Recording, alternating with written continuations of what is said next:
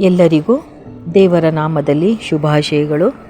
ಮಿತ್ರರೇ, ಎಲ್ಲರೂ ಹೇಗಿದ್ದೀರಾ?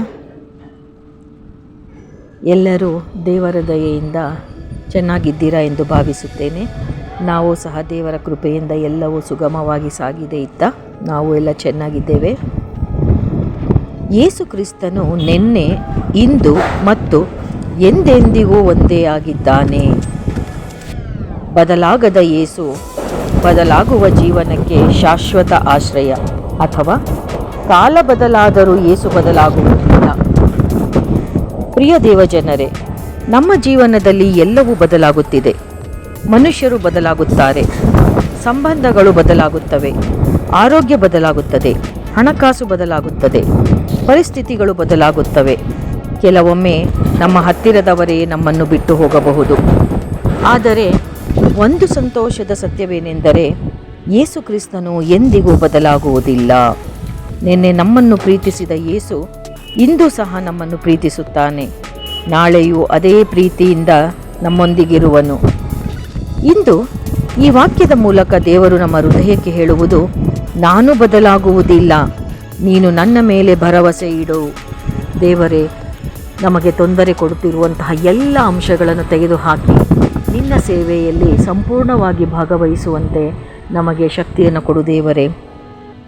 ಯೇಸುವಿನ ಪ್ರೀತಿ ಎಂದಿಗೂ ಬದಲಾಗುವುದಿಲ್ಲ. ಲೋಕದ ಪ್ರೀತಿ ಪರಿಸ್ಥಿತಿಗೆ ಅನುಗುಣವಾಗಿ ಬದಲಾಗುತ್ತದೆ.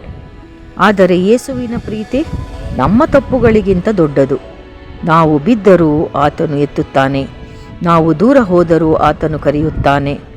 ಶಿಲುಬೆಯ ಮೇಲಿನ ಆ ಪ್ರೀತಿ ಇಂದಿಗೂ ಜೀವಂತವಾಗಿದೆ. ನಿನ್ನನ್ನು ಎಲ್ಲರೂ ಮರೆತರೂ ಯೇಸು ನಿನ್ನನ್ನು ಮರೆಯುವುದಿಲ್ಲ. ನೋಡಿ, ಎಷ್ಟು ಅದ್ಭುತವಾದ ವಾಗ್ದಾನ ಅಲ್ವಾ? ಯೇಸುವಿನ ವಾಗ್ದಾನ ಬದಲಾಗುವುದಿಲ್ಲ. ದೇವರು ಹೇಳಿದ ಮಾತು ಎಂದಿಗೂ ವಿಫಲವಾಗುವುದಿಲ್ಲ.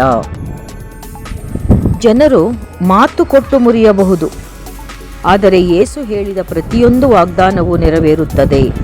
ಇಂದು ವಿಳಂಬವಾಗಬಹುದು, ಆದರೆ ದೇವರ ಸಮಯದಲ್ಲಿ ಆಶೀರ್ವಾದ ಖಂಡಿತ ಬರುತ್ತದೆ. ಯೇಸುವಿನ ಶಕ್ತಿ ಇಂದಿಗೂ ಅದೇ ಆಗಿದೆ.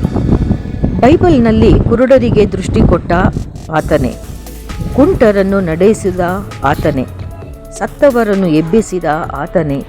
ಇಂದಿಗೂ ಅದೇ ಶಕ್ತಿಯಿಂದ ಜೀವಿಸುತ್ತಿದ್ದಾನೆ ನಮ್ಮ ಯೇಸು. ಅವನಿಗೆ ಅಸಾಧ್ಯವಾದದ್ದು ಯಾವುದೂ ಇಲ್ಲ. ನಿನ್ನ ಕುಟುಂಬ, ನಿನ್ನ ಆರೋಗ್ಯ, ಉದ್ಯೋಗ, ಮಕ್ಕಳ ಭವಿಷ್ಯ ಎಲ್ಲವೂ ಆತನ ಕೈಯಲ್ಲಿದೆ. ಬದಲಾಗದ ಯೇಸು ನಮ್ಮ ಆಶ್ರಯವಾಗಿದ್ದಾನೆ. ಇಂದು ಅನೇಕರು ಆತಂಕ, ಭಯ ಮತ್ತು ನಿರಾಶೆಯಲ್ಲಿ ಬದುಕುತ್ತಿದ್ದಾರೆ. ಆದರೆ ಯೇಸು ಹೇಳುತ್ತಾನೆ, ನಾನು ನಿನ್ನೊಂದಿಗೆ ಇದ್ದೇನೆ. ಬಿರುಗಾಳಿ ಬಂದರೂ ನಾನು ನಿನ್ನೊಂದಿಗೆ ಇರುತ್ತೇನೆ ಎಂದು ಆತ ಹೇಳುತ್ತಾನೆ. ಬಿರುಗಾಳಿ ಬಂದರೂ ಆತನು ನಮ್ಮ ದೋಣಿಯಲ್ಲಿದ್ದಾನೆ. ಆದ್ದರಿಂದ ಭಯಪಡಬೇಕಾಗಿಲ್ಲ. ನಮ್ಮ ಪ್ರತಿಕ್ರಿಯೆ ಹಾಗಾದರೆ ಹೇಗಿರಬೇಕಿದಕ್ಕೆ? ಯೇಸುವಿನ ಮೇಲೆ ಸಂಪೂರ್ಣ ನಂಬಿಕೆ ಇಡಬೇಕು. ಪ್ರಾರ್ಥನೆಯಲ್ಲಿ ಸ್ಥಿರರಾಗಿರಬೇಕು. ಕಷ್ಟದಲ್ಲಿಯೂ ದೇವರನ್ನು ಸ್ತುತಿಸಬೇಕು. ದೇವರ ವಾಕ್ಯವನ್ನು ಪ್ರತಿದಿನ ಧ್ಯಾನಿಸಬೇಕು. ಯಾವುದೇ ಪರಿಸ್ಥಿತಿಯಲ್ಲೂ ಯೇಸುವನ್ನು ಬಿಡಬಾರದು, ಏಕೆಂದರೆ ಯೇಸು ಎಂದಿಗೂ ನಮ್ಮನ್ನು ಬಿಡುವುದಿಲ್ಲ. ಹಾಗಾದರೆ ಇಂದು ನಮ್ಮ ಜೀವನದಲ್ಲಿ ಅನೇಕ ಬದಲಾವಣೆಗಳು ನಡೆದಿರಬಹುದು. ನಿನ್ನ ಕಣ್ಣಲ್ಲಿ ಕಣ್ಣೀರು ಇರಬಹುದು, ನಿನ್ನ ಹೃದಯದಲ್ಲಿ ನೋವು ಇರಬಹುದು. ಆದರೆ ಈ ಒಂದು ವಾಕ್ಯವನ್ನು ಹಿಡಿದುಕೊಳ್ಳೋಣ. ಯೇಸು ಕ್ರಿಸ್ತನು ನಿನ್ನೆ, ಇಂದು ಮತ್ತು ಎಂದೆಂದಿಗೂ ಒಂದೇ ಆಗಿದ್ದಾನೆ. ಅವನು ನಿನ್ನನ್ನು ಕೈಬಿಡುವುದಿಲ್ಲ. ಅವನು ನಿನ್ನ ಕಣ್ಣೀರನ್ನು ಸಂತೋಷವಾಗಿ ಬದಲಾಯಿಸುತ್ತಾನೆ. ಅವನು ಆರಂಭಿಸಿದ ಒಳ್ಳೆಯ ಕಾರ್ಯವನ್ನು ಪೂರ್ಣಗೊಳಿಸುತ್ತಾನೆ. ಇಂದು ಬದಲಾಗದ ಯೇಸುವಿನ ಕೈಯಲ್ಲಿ ನಿನ್ನ ಜೀವನವನ್ನು ಒಪ್ಪಿಸು. ಹಾಗಾಗಿ ಮಿತ್ರರೇ, ಎಲ್ಲರೂ ಕರಗಳನ್ನು ಜೋಡಿಸಿ ಯೇಸುವಿನತ್ತ ಏಕಾಗ್ರಚಿತ್ತದಿಂದ ನೋಡುತ್ತಾ ನನ್ನೊಂದಿಗೆ ಪ್ರಾರ್ಥನೆಯಲ್ಲಿ ಭಾಗವಹಿಸುವಿರ?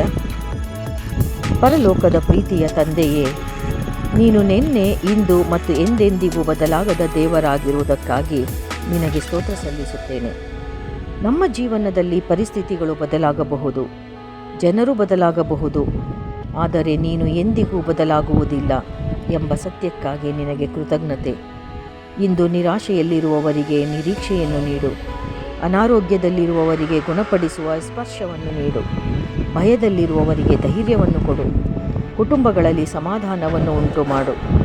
ನಿನ್ನ ವಾಗ್ದಾನಗಳಲ್ಲಿ ದೃಢವಾಗಿ ನಿಲ್ಲುವ ವಿಶ್ವಾಸವನ್ನು ನಮಗೆ ಅನುಗ್ರಹಿಸು. ನಮ್ಮ ಜೀವನವು ಯಾವಾಗಲೂ ನಿನ್ನ ಮಹಿಮೆಯನ್ನು ಸಾರುವಂತಾಗಲಿ. ಈ ಸಭೆಯಲ್ಲಿ ಇರುವ ಪ್ರತಿಯೊಬ್ಬರನ್ನು, ಈ ವಿಡಿಯೋವನ್ನು ಕೇಳ್ತಿರುವಂತಹ, ನೋಡುತ್ತಿರುವಂತಹ ಪ್ರತಿಯೊಬ್ಬರನ್ನು, ಅವರ ಕುಟುಂಬಗಳನ್ನು, ಉದ್ಯೋಗ, ಶಿಕ್ಷಣ, ಆರೋಗ್ಯ ಮತ್ತು ಆತ್ಮಿಕ ಜೀವನವನ್ನು ಆಶೀರ್ವದಿಸು. ಬದಲಾಗದ ಯೇಸುವಿನ ಪ್ರೀತಿಯಲ್ಲಿ ನಾವು ಸದಾ ಸ್ಥಿರರಾಗಿರುವಂತೆ ಮಾಡು. ಇವೆಲ್ಲವನ್ನು ನಮ್ಮ ಕರ್ತನಾದ ಪ್ರಿಯ ಯೇಸು ಕ್ರಿಸ್ತರ ಅಮೂಲ್ಯ ನಾಮದಲ್ಲಿ ಬೇಡಿಕೊಳ್ಳುತ್ತೇನೆ. ಪಿತರ, ಸುತರ ಮತ್ತು ಪವಿತ್ರಾತ್ಮರ ನಾಮದಲ್ಲಿ ಆಮೇನ್, ಆಮೇನ್.